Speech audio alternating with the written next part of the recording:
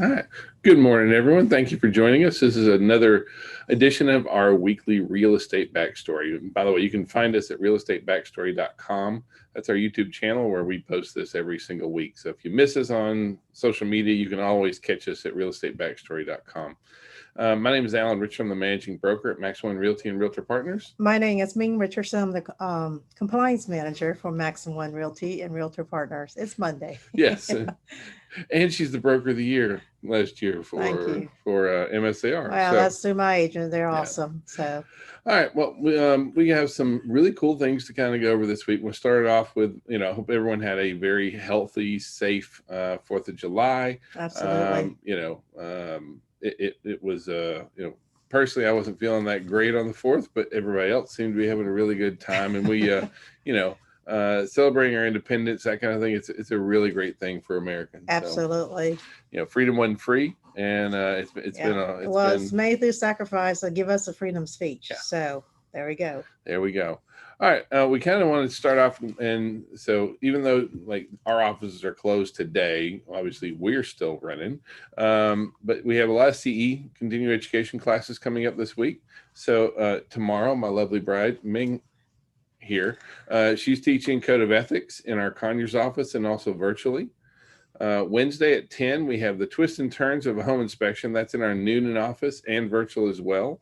And then we have two classes on Thursday. We have maximum marketing minimum dollars, which is virtual. And then we also have 2021 RE forms contract dissection that's virtual this week. So we have a really good amount of CE classes coming up this week. And, Ming, you're teaching code ethics this week. And just want you to know, co-ethic is required every 3 years, and the deadline is December 31st, 2021 this year. So if you haven't got your co-ethic within the last 3 years, please do so at this time. Yeah, it was And every four, and then it was every two, two, and and now then it's every every three. three. So There we go. yeah, somewhere in between there. The happy medium. Yeah. So All right, so everyone has to have it in within the next, or by December 31st. So please make sure that you are up to date. So that's why we're holding a lot more code ethics classes before the end of the year, that kind of thing. All that's coming up. absolutely. So I kind of wanted to kind of jump in and really kind of kick off with, what do experts see coming on the horizon for the future, kind of thing, or not for the future, but for the second half of the year. So we have seen there's a lot of stuff going on right now in terms of our market and what's happening and what isn't. Right. So what do the talking heads really see out there? And so we want to kind of share with you what the big brains are seeing coming forward, and what we should, and then what our little brains are seeing in the marketplace as well. So first one is that mortgage rates are probably going to stay low, but are going to increase. Um, you know, I think everybody on the planet is pretty much expecting interest rates to rise. The only thing that would make them rise really drastically is whatever happens with inflation. But as far as Freddie Mac says that is estimated the 30-year fixed mortgage rate will average 3.4 in the fourth quarter of 2021 and 3.8 in the fourth quarter of Mm-hmm. 2022. And we think those numbers are really pretty accurate with kind of what we're expecting to see out there. Now, this past week, we actually saw a dip again this past week. So a 30 Which is year, great. I know the 30-year mortgage rate. Now, when I say it's a dip, we're not talking about it was 3.02 and it's 2.98. But still, anytime you get under that 3% mark, that's like the magic number right now, kind of thing. And so we did see it drop below 3 again. And so it is staying really, really low. That being said, so here we had another week with basically record low interest mortgage rates. So what about applications? Well, that was interesting.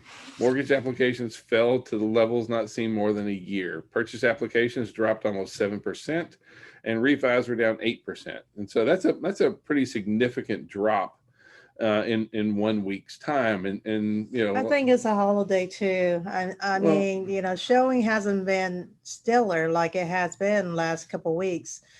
This weekend, I feel like yeah. everybody is taking the time off and basically celebrating the holiday with their family. Right. But the other thing that we are seeing is we're seeing more properties coming on the market. We are still seeing record low interest rates right now. It is still a really good time for our clients to be Absolutely. into the market kind of thing. So the next thing that we kind of wanted to highlight, or that the talking heads are talking about, is that home price appreciation is going to continue, but it's probably going to slow down. Correct. And honestly, we really need that to slow down kind of thing. We're kind of, we've been running double-digit price increases over last year, and I don't know anyone that's making No, we're not. 13% more than they were a year ago kind of thing. So do I see home prices dropping? No, we don't. None of the talking heads do either kind of thing. But there is a lot to be said as far as where's that looking at right now. And so we kind of wanted to, again, we're going to kind of share with you. So first of all, now this may not seem related, but existing home sales slid again for the fourth month in a row. So we've had 4 months where we've had existing home sales are down. But at the same time, we've also seen we have the highest recorded home price valuations ever. So, year over year from May was 23.6% over last year, which is Huge. phenomenal. But no one's making 24% more than they were last year. No. And so that's not really sustainable. Now here in the South, we declined by less than 0.5% kind of thing. Right now here in the South, our median sale price is $299,000. And by the way, that is 22.6% up from a year ago. So we're following those national trends as far as that goes. But that is not the entire story here. Is that because even though the number of sales were down, volume, I mean the price, the volume was down, pricing was still significantly up, and we're seeing that. Right, this is what the home price forecast for the rest of 2021 is.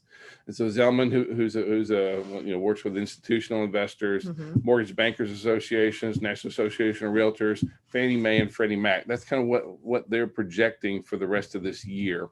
And if you just kind of took in all the big five, you end up with like an 8.9% average is kind of where everyone's really looking at. And we think we actually hope that that's where we're at kind of thing, because we're not worried about a bubble right now. We really aren't. But if prices continue to grow at that rate, then that's what will cause a bubble for us. And so we do worry. Maybe worry is the wrong word, but we are cautiously aware of that. And once again, like I said previously, because all the sellers are currently listing their home at the absolute top dollar, so there's no more or very little leeway for any increase. And we really feel that honestly, we feel like we've really tapped out that really super aggressive frenzy right there kind of thing. And we'll share some more of those numbers with you. So the third talking point that all the big talking heads have kind of thing is that inventory is going to continue to remain a challenge, but we should be optimistic. So out of 11 of the last 13 months, we've had more new listings than we did a year ago. And as a matter of fact, all the way back to 2019 kind of thing. And overall, we have this really growing economy that's really good. But with that comes the fact that we also have a lot of great things happening with our economy, which then in turn spurs housing.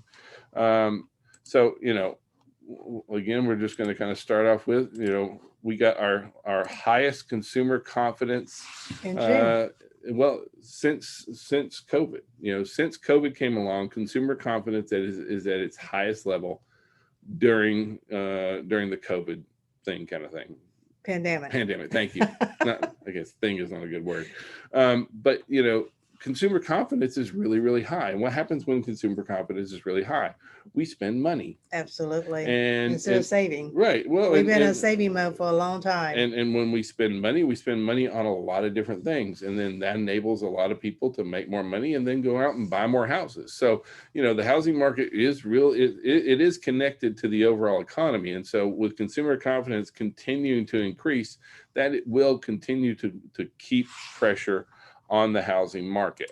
As well as durable goods, new orders were up 2.3% in May.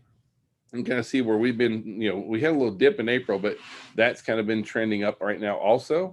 And then how about contract signings? This is one of the ones that's a really big deal to me. Contract signings are shooting up. Pending home sales came back so high. We haven't seen that level since 2005. Okay. So we're talking about, Huge. yeah. Well, and, the fact that we have that many pending sales, one, that shows that we have more inventory. And so we will probably not be below last year. We should be able to break that 4-month trend of volume of the number of transactions.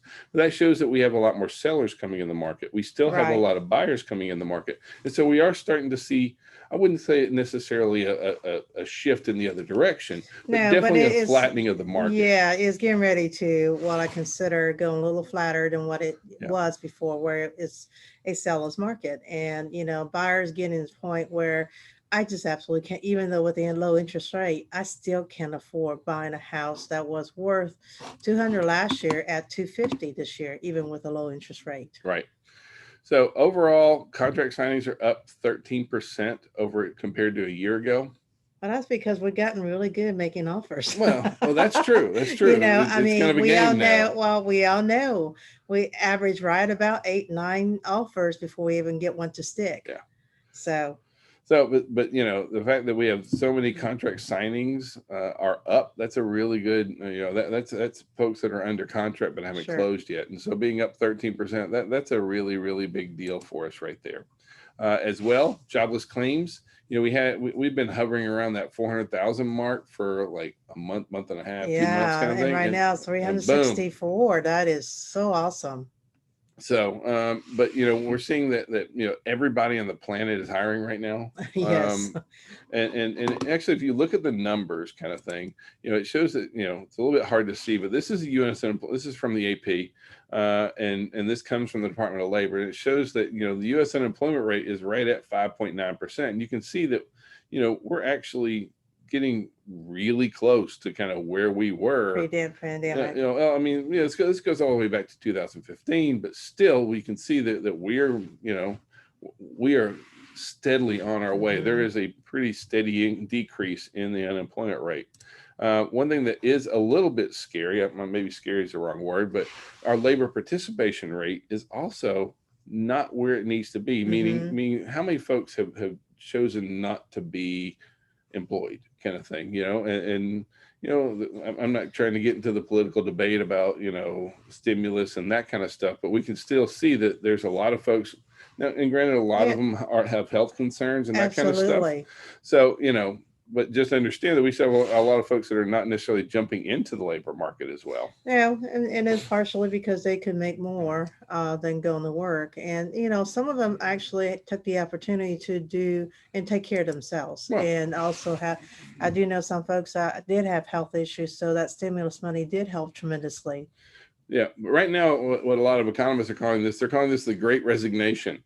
And instead of necessarily heading back into the office, we're seeing that a lot of folks are quitting and upgrading. We're seeing, Hmm. this is the time when a lot of people are really looking at upgrading their job Job. status and that kind of stuff. Now, what does that mean for housing? Well, what happens when you get a promotion? What happens when you get a new job? What else you got to You do? move. You move. And So, so that's kind of good with us right there. All right, into other interesting news here, kind of thing. So this is not necessarily a shocker, but homes with good curb appeal sell for 7% more. Now, up to now, I don't think we've ever had like a real tangible hmm number. And so there was a business study done at the University of Texas, and where they wanted to see what kind of an impact only curb appeal made. What kind of an impact, when someone pulls up to a house, when hmm someone sees a house on the internet, homes with good curb appeal sell for 7% more. And Well, if you think about it, it's first impressions. So when you go to a store, will you want to buy a product that's out of wrapper or that's pristine? I mean, that's the same concept. well, and but the thing is that what I'm maybe not necessarily worried about, but we are moving into I'm not going to say it's a completely flat market, but the number of buyers and sellers will be closer than it has been for the last several months. And so we will continue to have a lot of buyers in the market simply out of supply versus demand. We're going to have more buyers coming in, but we're also going to be starting to see more listings. So we'll see more of that coming up. And the idea that all I got to do is just throw my house out there and stick a sign in the yard, lockbox in the door, and I'm done. Well, those days are going to come to an end. And so as an experienced listing agent, I can tell you that homes with good curb appeal sell for more. I agree with that. I didn't have the number to put with it, but previously, but we've known that. And I think a lot of listing agents know that, but it's also been one of those where, like, for the past 5 or 6 months, you could kind of be like, it's okay. And it's been And pretty honestly, true. during pandemic, because we were restricted to our home, a lot of folks basically upgraded curb appeal. And this is what makes a home a little more attractive, Yeah. I think. And now we're kind of start taking vacations and stuff like that. So don't forget your curb appeal, because it does matter. It really does. It continues to be a big deal. Now, there's been a lot of these articles in the news talking about how Wall Street is moving into the housing market. And I'm not disputing that Wall Street isn't in our housing market. They're definitely there. But you'll see people like we've seen, like, BlackRock caught the news with they're paying for they're paying ridiculous prices, and they're moving in. Well, I got some real bad news for you. For those of us that really like to crack on Wall Street and the investors overall. Guess what?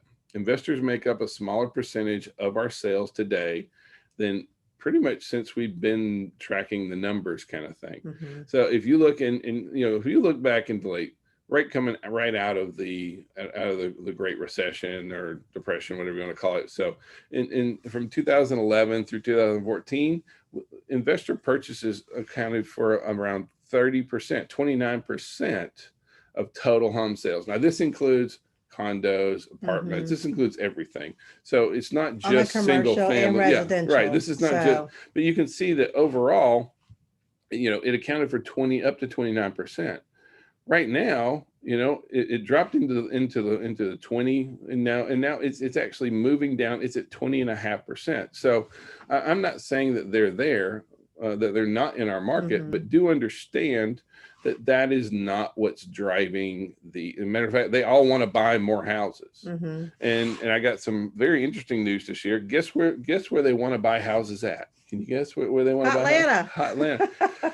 What's the number one market for single family rental homes in the United States? Georgia. Whoop, whoop. I'm not real happy about being number one, but Well, actually, what we have seen lately is builders investor has come in and developed townhomes strictly for rent. Yeah. But Georgia is the number one market for single family rental homes in the nation, followed by Florida, then Arizona, Nevada, that kind of stuff, which is funny because that's also where all the iBuyers are heavily operating as well at the same time. But, this goes, one thing that I wanted to kind of point out here is that, for those folks who have said, I don't want to compete in this buying market right now. I mean, think about, why is Georgia the number one rental market in the United States? Are they doing this because they don't make any money? Well, no, because if you think about it, the movie industry is moving in Georgia. You got increase of corporate headquarters here as well. So they're always constantly looking for a temporary rental that's fully furnished. Well, that's true. But really what we're talking about here is that investors are continuing to invest in Georgia because they're making a lot of money. Now, for us that are in residential real estate, do I want you to rent or do I want you to buy? I want you to buy. Well, and the thing is that we've seen rental price increases that are actually equal to and exceeding purchase price. So even though you may have someone that has a lower rent right this minute, guess what happens when that rent comes up for renewal? Well, they're going to raise the value. They're going to raise the rent. Typically, there's about anywhere from 300 to about 500 spread between what the mortgage value versus a rental property, what a renter is paying right now. Yeah. So, but y'all have to think about it too, is that the insurance and also the hazardous premium that the investor has to carry as well. Right. I understand that. All I'm saying is, I guess what I want to stress is that for those buyers that have been Sitting on fence. trying to be like, I'll just wait for the market. I'll wait for the other side of this bubble. Well, first of all, this isn't a bubble. And second of all, that's not going to be a safe haven. It's not a bubble, not for a short term. Just because we talked about previously about supply and demands. Yeah.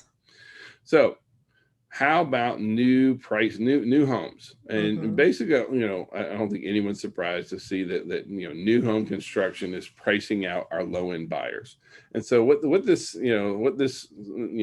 was a study done by the North American Home Builders Association kind of thing, and they said how much were people expecting to pay, and then what are builders actually starting. And so it's interesting because about 11% of our buyers want to buy under $100,000. And there's no inventory. There's zero inventory. And there are, but it's a fixer upper with a heavy rehab. Right, but this is new construction. Right. Oh, never mind. So now, as far as about 14% of our buyers would like to buy in the $100,000 to $150,000 range, and there's 1% of inventory in the entire United States. And I can tell you that there's some out in Cordell, out in south of Macon. Yeah. I've seen that, but it's pretty rare. But you got to think about it. With $150,000, what kind of material is that being put in house, especially with the surge of lumber and everything else right now? In the $150,000 to $250,000 range, 22% of our buyers are expecting to buy in there, and about 20% of new homes are being built in there. So that one's pretty even. But then when you start moving up into 250 to 350, buyers are only about 20% of buyers are expecting to pay in that 250 to 350 range. However, that's where 35% of the builders are building. Just like in the 350 to 500 range, only about 20% of buyers are expecting to pay in that range. However, that's where 30% of the builders are building. And so what we're basically seeing is that, once you move on, and I understand from the builder's point of view, costs are up, that kind of stuff. But right now there isn't a new construction product out there for someone really under 150, even under 200. There's very little product out there. Unless you wrote the contract 6 months ago. And even then, there's a good chance that had an escalation clause on it. Absolutely.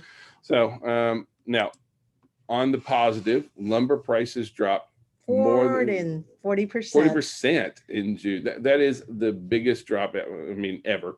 Kind of thing. Well, it's back to where it needs to be, honestly. Well, it's not there yet, but it's starting to get there, kind of thing. And so, we hope that this starts equating into true prices. When it says that lumber prices drop, these are lumber futures, right? And so it may take a month or two till we actually see these kind of prices in the builders' pockets and we had the Home Depot yesterday. To get a 6 foot board, just a 6 foot board, I think it was maple or something like that. No. It was that was $58 for a 6 foot, the one board. Yeah. So there we go. All right. So the Justice Department withdrew from a settlement with the realtors, with realtor.com, with the National Association of Realtors, kind of thing. And mainly because, for a couple of things. One is that the way the settlement was, that they couldn't hold NAR's feet to the fire on anything else. But there's also some things that we in the industry need to understand, that fair trade is a really big deal. Absolutely. And if you look at a lot of the new appointments by the Biden administration, that kind of stuff, free trade is going to be really, really important. And so we're seeing that there is some issues that we have out there. And so, the challenges, or not challenges, but what the Justice Department was saying was that, first of all, that we can't disclose the amount of commission that a buyer broker will earn if the buyer purchases a home listed on the MLS. And so we were able, also, we have a lot of realtors as well as agents out there saying that buyer services are free. And now it is true that in a lot of cases, that the seller does pay the commission, or it's The part of co-op is it's part of part of the commission listing that, agreement. yes, that's being But who shared buys by the house? buyer. Yeah, I mean, but at the end of the day, it's the buyer that's buying the house. So eventually, when it all wraps up, the buyer really is paying for that commission because they're buying it as part of the house, kind of thing. But there's still a lot of brokers and agents that out there, market their services for free. That's not allowed to be done. There's also a lot of MLSs that enable you to search by the amount of commission earned, and that shouldn't be and is not going to be. And then the last one is that for a lot here in Georgia we have just limited number of MLSs, and some are owned by local realtor boards. Right. And in other places you had to be a member of that realtor board in order to open the lot boxes for properties. And so that really limited, if you were just a real estate professional, you could not have Like in access to certain Macon properties. and like Atlanta agents, if you're not a member of Middle Georgia MLS, you Or Mountain cannot, MLS, or that Mountain kind of MLS or Neymar or West Georgia, you can't open any of the law boxes out in that area. So these are issues that are coming up, and so just kind of keep everyone in the I loop just that want to give you there an will be more update. drama coming down the road with that. Yeah. So basically, the U.S. Justice Department withdrawal from settlement. So basically, at this point, they're discouraging search by commission rate and also the buyer brokerage commission. Right. Well, I mean, just as far as making sure that we are exhibiting fair trade practices, we can't limit anyone's access to it. We can't not disclose. I mean, at the end of the day, it's always about disclose. And so really this, there isn't a whole lot of news on this other than to say that what we thought was a done deal is not a done deal, basically, kind of thing. Also, I mean, this last Tuesday, the Supreme Court said the CDC lacked authority to enforce the nationwide eviction moratorium. Now, this is good and also a waste of time at the same time, and just being straight up, because on one hand, like, yes, I the CDC, the court said, yes, the CDC does not have the ability to implement this. This Well, if you think about their authority, kind of thing. Well, if you think about it, the investor are hurting, Well, and the vast majority of investors are small mom and pop, right, single family folks. And you're basically telling them you can't make any income and you can't evict because your tenant can't pay. Right. So, it's a safe haven for the tenant, not necessarily protection for the investor or the individual. Yeah. So, but that being said, what the court didn't go as far as to say, so, the CDC just extended it through July, and they said there will not be another one. So basically the court said, okay, at the end of July, you're done. So there's not going to be, so they won't be able to, it's not going to stop it early, but it won't be happening again, right, basically, kind of thing. So basically this says that the CDC can't play that card again, I guess, more than anything, really. And at this point, because we're in July now, so what's the point of overturning something that is going to stop? Yeah. All right, so we kind of wanted to wrap up today with we're still in a competitive market right now. We still have more buyers than we have sellers, and yes, we do see the market starting to level a little bit more. It's still going to be a seller's market, because I do see some VA and FHA coming through right now in our back end system. More so than we have. Yes. So that is really good. But what are sellers really looking for? I mean, and like if you're when you're representing those buyers, we need to be ready to have some conversations about what are the 9 things that you can really be able to entice a seller to take your offer. And so we're just going to want to run down those through you. So first one is price. Offer, asking price. It's always about $1. So, are you willing to go over asking? Or are you willing to go full price? Being ready to have that conversation. I mean, we still see where right now the vast majority of offers are at full price or above. Almost 70% are at full price or above. But we also are starting to see where that number is dropping, because it was about 85%. And what we're seeing is that some of our sellers are being a little bit too aggressive on their price, as well as, even comps are hard to make right now because of that. So having that conversation with your buyers about, are you willing to go at or over price? Number two, Escalation clause. right. Will you offer an escalation clause? And you want to explain how that works? What it does, escalation clause, all it does is telling the seller, hey, I'm offering at this price, but if you have another offer that's above me, I will go beyond $1,000, $500 beyond the highest offer, but you will have to show me where that offer is legitimate. And up to a certain price. You don't. Well, some people don't, for a couple of strategic reasons for that, because they want to see how high this pricing would go. So some people put a cap on it and some people don't. Next one is waiving contingencies. We've seen where sometimes buyers are waiving, such as their financing contingency and appraisal contingencies. And those have been huge. Well, and if you think about it, really it comes down to the buyer is gambling with their earnest money basically at that point, because the contract states that the earnest money is the recourse. Correct. And so is it, I'm willing to give up $1,000 if I don't get the house, if it doesn't appraise, kind of thing. They will walk away and still. And they'll give they're up their hoping the seller will be reasonable. Yeah. If the appraiser do come down really low, and that they can work a happy medium. But if not, at the end of the day, the buyers basically lose their earnest money. And that is the biggest thing. Earnest money is what's riding on the line at the end of the day. So seller, when you take your offers, consider what the earnest money amount is, and whether or not, if you have talked to your agent to see what the appraisal is going to do, because I have been pleasantly surprised and also have been pleasantly shocked at some appraisal value. All right, next one is cash offers. Cash is king. But at the end of the day, at closing table, everything is cash.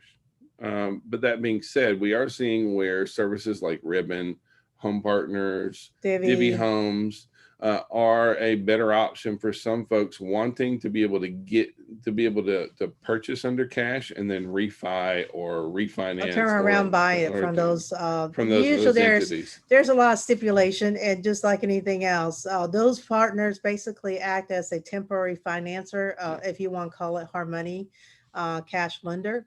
And it does cost, and if you don't close, if your lender can't close on time or have that funding available at closing, the rent is very expensive. So make sure your buyer review all the terms and stipulations so they know exactly how much money they have to come up with. Now, the next one on our list is one that we wholeheartedly disagree with, and that is waiving inspections. Usually when you have seller that wants inspection waived, I can tell you 9 out of 10 there is a hidden defect on the house.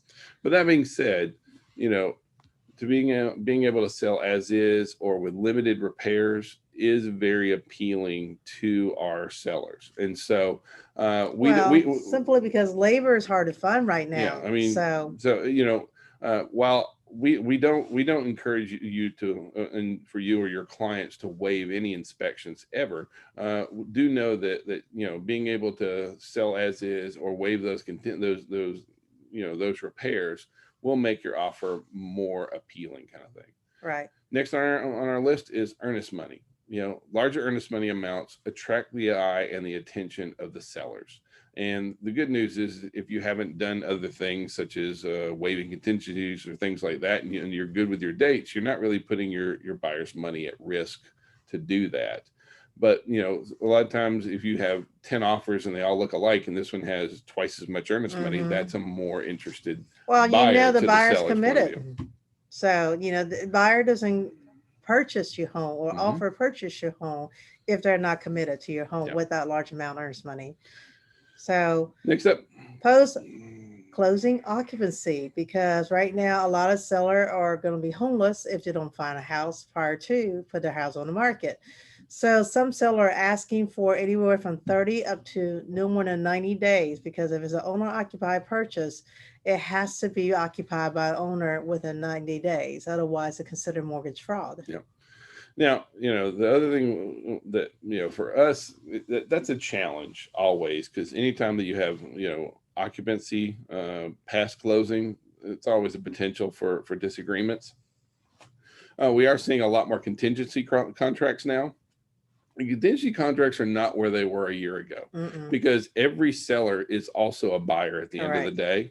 And so, we're seeing where maybe contingency contracts in the past were not seen as a negative. They aren't today, kind of thing. Next one on our list is closing costs.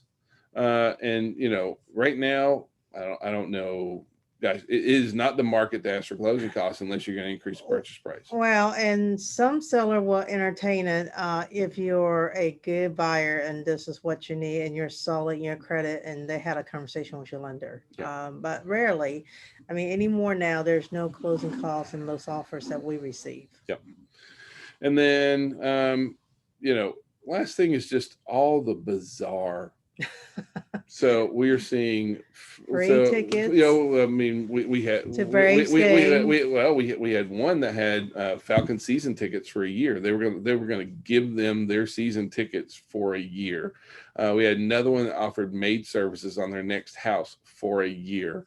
We've had, we had one that had a signed Kobe jersey in it, kind of thing. And so you just, we're seeing where buyers are offering just all these off the wall things. But on one hand, I think it's a little silly. But on the other, I have to be honest about it. Gets your offer noticed. I mean, if you're offering my seller, signed memorabilia or free tickets, I can promise we're going to look at that offer and be like, okay, this is pretty interesting. It's at least going to be part of a conversation, kind of thing. So we hope that you can use those, and we hope that's helpful for you and being able to work with your clients. We know that it is it's a very unique market that we're in right now, but we do see it kind of shifting into a little bit. It's still going to be a seller's market. It's not a bubble. We're not going down, and we don't want to put forward any kind of ideas that it's not still going to be a seller's market, but it won't be as competitive, crazy as it is, kind of thing. So if you need some time with us, you can always hang out with us. So I guess I could share it here, kind of thing. And so, we always hang out at max1.rocks/chat after we do backstory. So if anybody needs anything, feel free to hit us up right there. And gosh, we hope you guys have a really great week. And we're out of here. So thanks, everybody. You guys have a good Happy day. 4th. Hope y'all had a great 4th last night. Have a good day.